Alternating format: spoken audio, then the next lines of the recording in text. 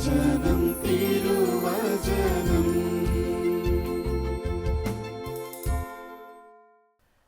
ഈശോ മിശിഹായ്ക്ക് സ്തുതിയായിരിക്കട്ടെ. പ്രിയപ്പെട്ട ദൈവജനമേ, വിശുദ്ധ ഗ്രന്ഥത്തിലെ അവസാനത്തെ പുസ്തകമാണ് വെളിപാട് പുസ്തകം. ഉൽപ്പത്തി മുതൽ വായിച്ചു വരുമ്പോൾ അനേക ദിവ്യരഹസ്യങ്ങൾ ചേർത്ത് വച്ചിരിക്കുന്ന ഒരു ചെറിയ പുസ്തകം, വിശുദ്ധ യോഹന്നാന് ലഭിച്ച വെളിപാട് പുസ്തകം. ഇന്ന് ഈ ശുശ്രൂഷ അവസരത്തിൽ പരിശുദ്ധാത്മാവ് വെളിപാട് പുസ്തകത്തിലെ ഒരു വചനം നമ്മളെ ഓർമ്മപ്പെടുത്തുകയാണ്. ബൈബിള് തുറന്ന് നമുക്ക് ഒരുമിച്ച് വായിച്ച് ധ്യാനിക്കാം. വെളിപാട് പുസ്തകം 1-ാം അധ്യായം അതിൻ്റെ 3-ാം തിരുവചനം. Book of Revelation chapter 1 verse 3. നമുക്ക് വചനം ഒരുമിച്ച് വായിക്കാം. ഈ പ്രവചനത്തിലെ വാക്കുകൾ വായിക്കുന്നവരും കേൾക്കുന്നവരും ഇതിലെഴുതപ്പെട്ടിരിക്കുന്നത് പാലിക്കുന്നവരും അനുഗ്രഹീതർ. ഒരിക്കൽ കൂടെ വായിക്കാം. ഈ പ്രവചനത്തിലെ വാക്കുകൾ വായിക്കുന്നവരും കേൾക്കുന്നവരും ഇതിലെഴുതപ്പെട്ടിരിക്കുന്നത് പാലിക്കുന്നവരും അനുഗ്രഹീതർ. വിശുദ്ധ യോഹന്നാൻ നമ്മളോട് പറയാണ്, വിശുദ്ധ ഗ്രന്ഥത്തിലെ വാക്കുകൾ വായിക്കുന്നവർ കേൾക്കുന്നവർ ഇത് പാലിക്കുന്നവർ അനുഗ്രഹീതരാണ്. നമ്മളൊക്കെ വചനം വായിക്കുന്നവരാണ്. ഈ ശുശ്രൂഷ സമയം പരിശുദ്ധാത്മാവ് നമ്മളെ പഠിപ്പിക്കാൻ ആഗ്രഹിക്കുന്നത് ഈ വചനം നമ്മുടെ വ്യക്തിപരമായ ജീവിതത്തിൽ അനുഗ്രഹമാകുന്നത് എങ്ങനെ എന്നുള്ള ഒരു പ്രധാനപ്പെട്ട കാര്യമാണ്. വചനം വായിക്കുന്നതനുസരിച്ച് നമ്മുടെ ജീവിതത്തിൽ അത് ക്ലെയിം ചെയ്ത് സ്വീകരിക്കുന്നതനുസരിച്ച് വചനം അത്ഭുതകരമായ മാറ്റങ്ങൾ ഉണ്ടാക്കും. ഞാനൊരു ചെറിയ ഉദാഹരണം പറയാം. കുറച്ച് നാളുകൾക്ക് മുമ്പ് ഒരു ചെറുപ്പക്കാരൻ തകർന്ന മനസ്സുമായി നമ്മുടെ ധ്യാന കേന്ദ്രത്തിലെത്തി. അവൻ്റെ ജീവിതത്തിൽ അവൻ വിചാരിച്ച പോലെ ഒന്നും നടന്നിട്ടില്ല. ഒത്തിരി സ്വപ്നങ്ങളും പ്രതീക്ഷകളുമുണ്ട്. എല്ലാം തകർന്ന് തരിപ്പണമായിരിക്കുന്നു. അവൻ്റെ മുമ്പിൽ അവൻ എന്നോട് പറഞ്ഞത്, അച്ഛാ, എൻ്റെ മനസ്സിൽ ഇനി ആത്മഹത്യ മാത്രമേ തെളിഞ്ഞിട്ടുള്ളൂ. പ്രതീക്ഷയ്ക്ക് ഒന്നുമില്ല, എല്ലാം നഷ്ടപ്പെട്ടു. അവനൊരു പെൺകുട്ടിയെ സ്നേഹിച്ചിരുന്നു. ആ പെൺകുട്ടി ഇവനെ ഉപേക്ഷിച്ചു പോയി. നമ്മുടെയൊക്കെ ഇന്നത്തെ ഭാഷയിൽ പറഞ്ഞു കഴിഞ്ഞാൽ തേച്ചിട്ട് പോയി. അതോടുകൂടി ഇവന് മനസ്സിൽ ഭാരമായി. ഇവൻ പ്രതീക്ഷിച്ച പോലെ ഒരു നല്ല ജോലി ലഭിച്ചില്ല. ഇവൻ്റെ ജീവിതത്തിൽ അടിക്കടി തകർച്ചകളും ദുഃഖവും മാത്രം. ഒരു നല്ല കുടുംബത്തിൽ പിറന്നതാണ്. ഇവൻ്റെ അപ്പനും അമ്മയും നന്നായിട്ട് പ്രാർത്ഥിക്കും. പക്ഷേ ഈ ചെറുപ്പക്കാരൻ ആരെല്ലാം എന്തെല്ലാം ഉപദേശിച്ചിട്ടും ഇവനൊന്നും മനസ്സിലാവുന്നില്ല. എൻ്റെ അടുക്കൽ വരുമ്പോൾ എനിക്ക് കിട്ടിയ ദൗത്യം ഇവനെ ഉപദേശിക്കുക എന്നുള്ളതാണ്. പക്ഷെ ഇവനോട് എന്തോ ഉപദേശിക്കാനൊന്നും തോന്നിയില്ല. മറിച്ച് അവനോട് ഞാൻ പറഞ്ഞു, നീ ഒരു കാര്യം ചെയ്യ്, വിശുദ്ധ ഗ്രന്ഥം എടുത്ത് നീ ആ ദീപികാരുണ്യനാഥൻ്റെ സന്നിധിയിലിരുന്ന് നീ പ്രാർത്ഥിക്കുക. നിനക്കിഷ്ടപ്പെട്ട വചനങ്ങളൊക്കെ വായിച്ച് നീ ധ്യാനിക്കുക. നിന്നോട് ദൈവത്തിൻ്റെ വചനം സംസാരിക്കും. ദൈവത്തിൻ്റെ വചനം സംസാരിക്കും. നിന്നോട് എനിക്കൊന്നും പറയാനില്ല. ഈ ചെറുപ്പക്കാരൻ വിശുദ്ധ ഗ്രന്ഥവുമായി മണിക്കൂറുകളോളം ദീപികാരുണ്യനാഥൻ്റെ സന്നിധിയിലിരുന്ന് പ്രാർത്ഥിക്കുകയാണ്. 2 ദിവസത്തോളം ഇവൻ ദീപികാരുണ്യനാഥൻ്റെ പക്കല് കുത്തിയിരുന്ന് പ്രാർത്ഥിച്ചു. 3-ാം ദിവസം ഇവൻ എന്നോട് വന്നിട്ട് പറഞ്ഞു, അച്ഛാ, എൻ്റെ ജീവിതത്തിന് ഒരു രൂപമുണ്ടായിട്ടുണ്ട്. എൻ്റെ ജീവിതത്തിന് ഒരു ലക്ഷ്യമുണ്ട്. എൻ്റെ ജീവിതത്തിന് അന്ധകാരമായിരുന്നു, ഇപ്പോൾ പ്രകാശം ലഭിക്കുന്നു. ഞാൻ അവനോട് ചോദിച്ചു, എങ്ങനെയാണ് നിനക്കിത് ലഭിച്ചത്? അപ്പോൾ അവൻ പറഞ്ഞു, ഞാൻ വിശുദ്ധ ഗ്രന്ഥം വായിച്ചു, വചനം എന്നെ പഠിപ്പിച്ചു. അപ്പം ഞാൻ ചോദിച്ചു, വിശുദ്ധ ഗ്രന്ഥം മുഴുവൻ നീ ഈ 2-3 ദിവസം കൊണ്ട് വായിച്ചു തീർത്തോ? അപ്പോൾ അവൻ പറഞ്ഞു, ഇല്ലച്ചാ, ഞാൻ വിശുദ്ധ ഗ്രന്ഥം തുറന്നു, ഉൽപ്പത്തി പുസ്തകം 1-ാം അധ്യായം 1, 2, 3 തിരുവചനം, അത്രേ ഞാൻ ഈ 3 ദിവസം വായിച്ചിട്ടുള്ളൂ. എനിക്കതിനപ്പുറത്തേക്ക് വായിക്കാൻ പറ്റിയിട്ടില്ല. ഞാൻ ആ 3-4 വചനങ്ങളിൽ കുടുങ്ങിക്കിടക്കുകയാണ്. ആ വചനം വായിച്ചു കൊണ്ടിരിക്കുന്നതിനിടയിൽ ദൈവത്തിൻ്റെ ആത്മാവ് എന്നെ പഠിപ്പിച്ചുകൊണ്ടിരിക്കുകയാണ്. അച്ഛനോട് ഞാൻ പറഞ്ഞില്ലേ, എൻ്റെ ജീവിതത്തിന് എനിക്കൊരു ലക്ഷ്യം, എൻ്റെ ജീവിതത്തെക്കുറിച്ച് എനിക്ക് രൂപം ഈ ദിവസങ്ങൾ കിട്ടിയെന്ന്. അതെങ്ങനെയെന്നറിയോ അച്ഛാ? ഞാൻ ആ വചനം വായിച്ചു കൊണ്ടിരിക്കുമ്പോൾ, ബൈബിള് മുഴുവൻ വായിച്ചില്ല, ഒരു അധ്യായം പോലും വായിച്ചില്ല, മറിച്ച് വിശുദ്ധ ഗ്രന്ഥത്തിൻ്റെ ആരംഭ വചനം വായിച്ച ഈ ചെറുപ്പക്കാരൻ, തകർന്ന മനസ്സോട് വന്നവൻ, അവൻ്റെ ജീവിതത്തിൽ പ്രകാശം നിറയുകയാണ്. അപ്പോൾ തീർച്ചയായിട്ടും അനേകരുടെ മനസ്സിൽ ഒരു ചോദ്യം ഉണ്ടാവും, അതേതാ വചനങ്ങൾ? ഉൽപ്പത്തി പുസ്തകം 1-ാം അധ്യായം.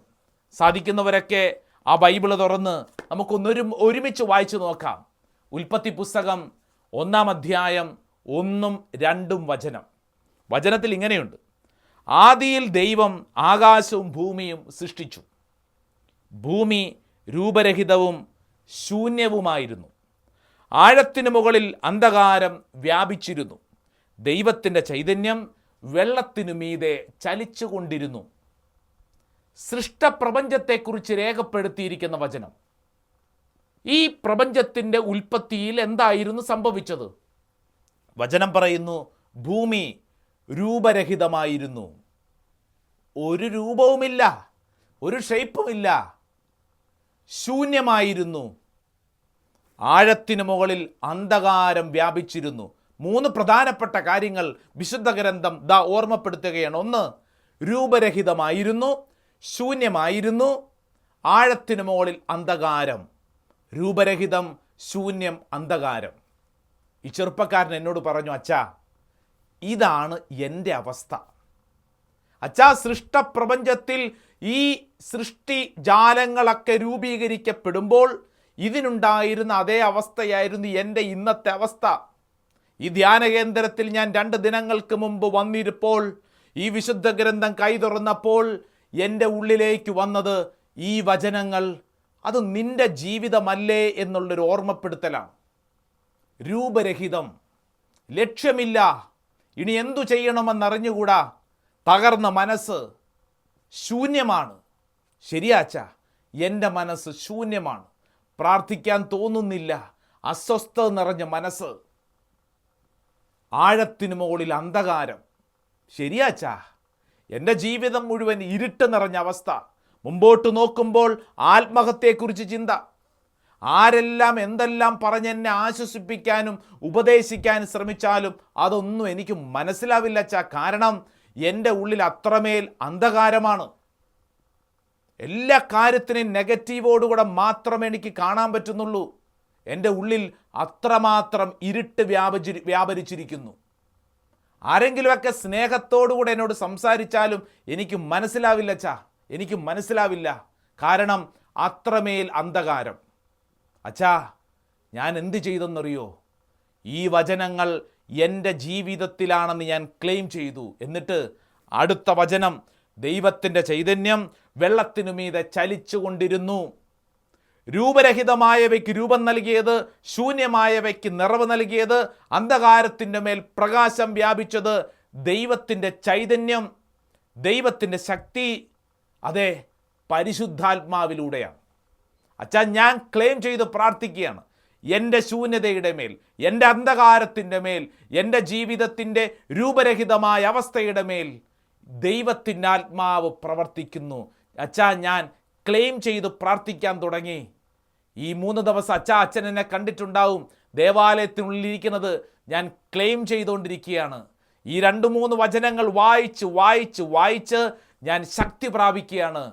ദൈവത്തിൻ്റെ ആത്മാവ് എനിക്ക് രൂപം നൽകുന്നു, എൻ്റെ ശൂന്യത നിറയ്ക്കുന്നു, എൻ്റെ അന്ധകാരത്തിൻ്റെ മേൽ പ്രകാശം വ്യാപരിക്കുന്നു. ആ ചെറുപ്പക്കാരൻ്റെ ജീവിതത്തിൻ്റെ ഗതി ഈ വചനം മാറ്റിമറിച്ചു. ഞാൻ ഈ ഉദാഹരണം ഇപ്പോൾ ഈ ശുശ്രൂഷയിൽ പങ്കെടുക്കുന്നവരോട് പറയുന്നത് എന്തിനെന്നറിയോ? നമ്മളൊക്കെ ബൈബിൾ വായിക്കുന്നവരല്ലേ, അല്ലേ? എല്ലാ ദിവസവും വായിക്കുന്നവരാണ്. ഒരുപക്ഷെ ദിവസത്തിൽ കുറേ മണിക്കൂറുകൾ വായിക്കുന്നവരാവാം. ദേവാലയത്തിൽ വൈദികനും ശുശ്രൂഷയും വായിക്കുന്ന വചനം ദിവസവും കേൾക്കുന്നവരാവാം. ഈ വചനങ്ങൾ നിന്റെ ജീവിതത്തിൽ എന്തെങ്കിലും മാറ്റങ്ങൾ ഉണ്ടാക്കുന്നുണ്ടോ?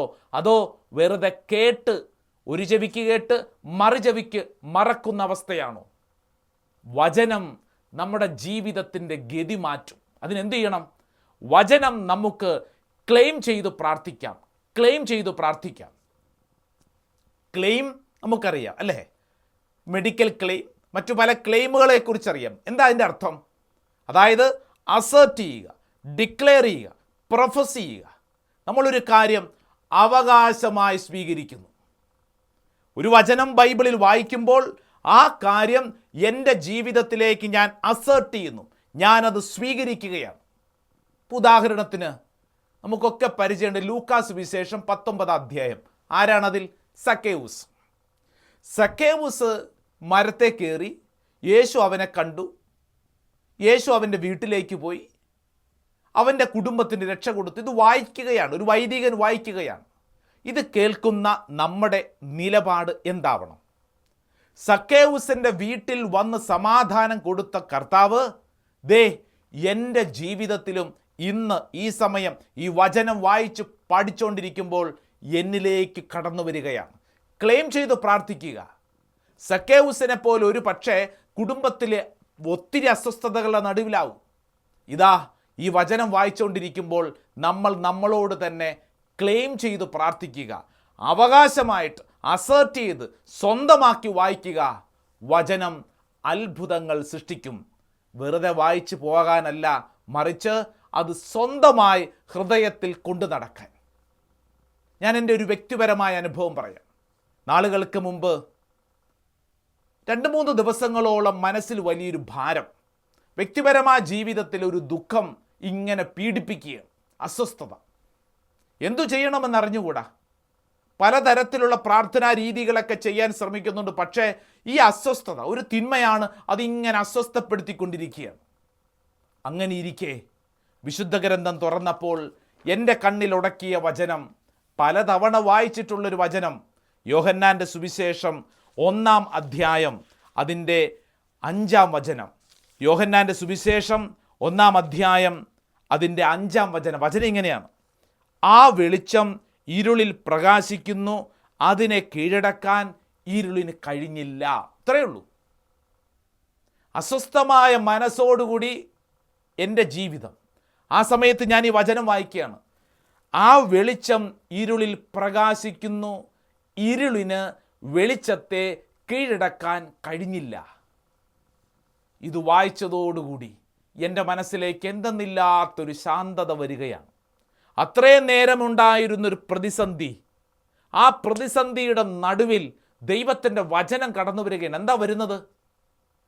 ഇരുളിന് ഒരിക്കലും പ്രകാശത്തെ കീഴടക്കാൻ സാധിക്കില്ല.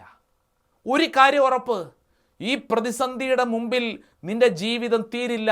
ഈ പ്രതിസന്ധിക്ക് നിന്നെ കീഴടക്കാനാവില്ല. ഞാൻ ഈ വചനം എന്നോട് തന്നെ ക്ലെയിം ചെയ്ത് പ്രാർത്ഥിക്കാൻ തുടങ്ങി. യെസ്, ഇതെൻ്റെ ജീവിതത്തിൽ ഈ സമയം സംഭവിക്കട്ടെ. ഞാൻ ഇന്ന് അനുഭവിക്കുന്ന ഈ പ്രതിസന്ധി അതൊരു ഇരുട്ടാണ്, അന്ധകാരമാണ്, പ്രകാശമാണ് എൻ്റെ ജീവിതം. യേശു എന്നിലുണ്ട്.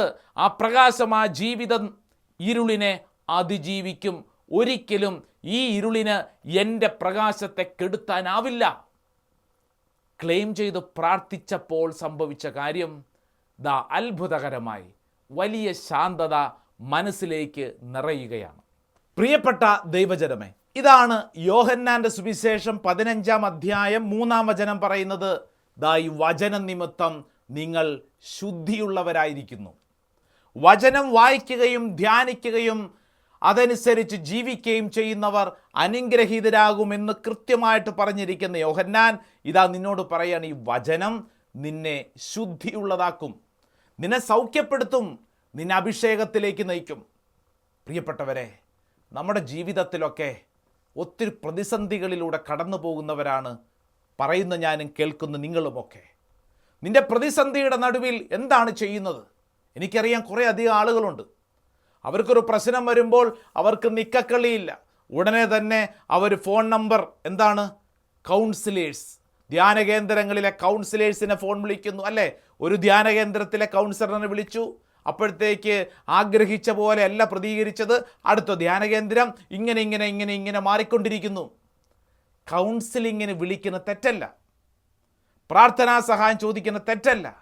പക്ഷേ ദൈവം എനിക്കും നിനക്കും തന്നിരിക്കുന്ന വലിയൊരു സമ്മാനം, വലിയൊരു നിധി, അത് നമ്മുടെ വിശുദ്ധ ഗ്രന്ഥമാണ്. നിന്റെ പ്രതിസന്ധിയുടെ നടുവിൽ നിനക്ക് ഉത്തരം നൽകുന്ന ആയുധം അത് വചനമാണ്. ഒരു പ്രതിസന്ധി ഉണ്ടാകുമ്പോൾ നമ്മൾ ആദ്യമേ ആശ്രയിക്കേണ്ടത് നമ്മുടെ വചനമാണ്. വചനത്തെ ആശ്രയിക്കുക. വചനത്തെ ആശ്രയിക്കുമ്പോൾ വചനം വിത്താണ്.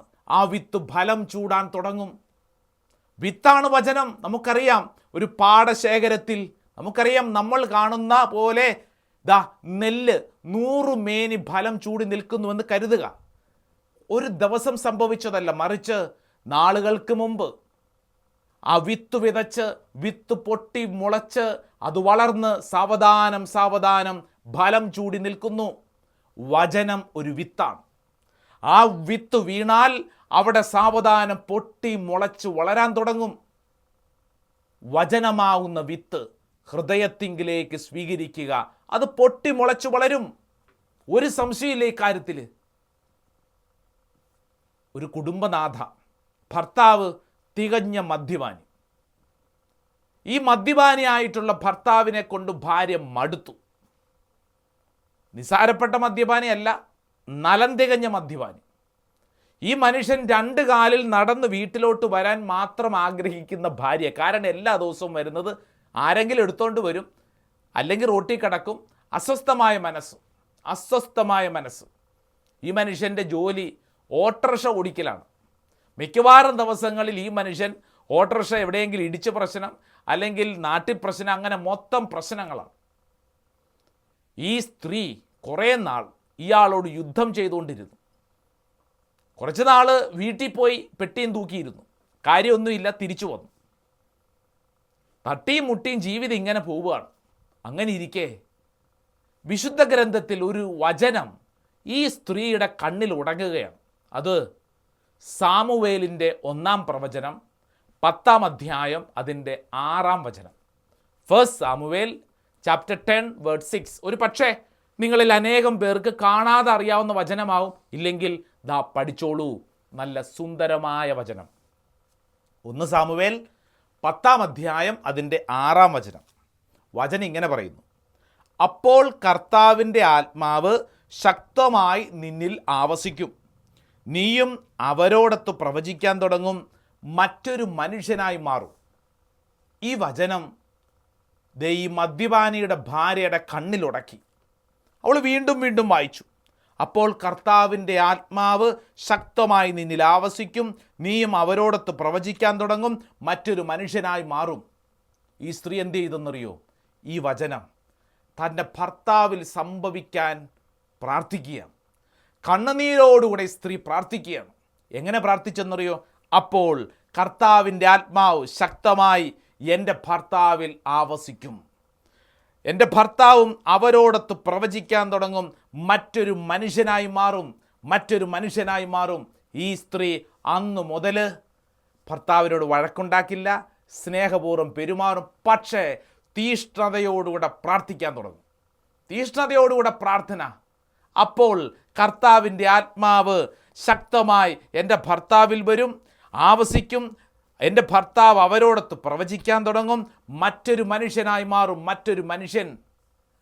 അധിക നാൾ നീണ്ടു നിന്നില്ല പ്രാർത്ഥന. കാരണം ഈ പ്രാർത്ഥന കേട്ട ദൈവത്തിൻ്റെ ആത്മാവ് ഈ ഭർത്താവിൽ മാറ്റങ്ങൾക്ക് തുടക്കം കുറിച്ചു. ഈ ഭർത്താവ് ചെറിയൊരു ആക്സിഡൻറ്റിനോടൊക്കെ ബന്ധപ്പെട്ട് അസ്വസ്ഥമായ മനസ്സോടുകൂടെ നിൽക്കുമ്പോൾ കൂട്ടുകാരാരോ നിർബന്ധിച്ചിട്ട് നമ്മുടെ ഒരു ധ്യാന കേന്ദ്രത്തിലെത്തി ധ്യാനം കൂടി. ധ്യാനത്തിൽ ഭാര്യ പ്രാർത്ഥിച്ച പ്രാർത്ഥന ഭർത്താവിലേക്ക് ആവസിക്കുകയാണ്. നീയും അവരോടൊത്ത് പ്രവചിക്കാൻ തുടങ്ങും, ദൈവത്തിൻ്റെ ആത്മാവ് നിന്നിൽ ആവസിക്കും, നീ മറ്റൊരു മനുഷ്യനാകും.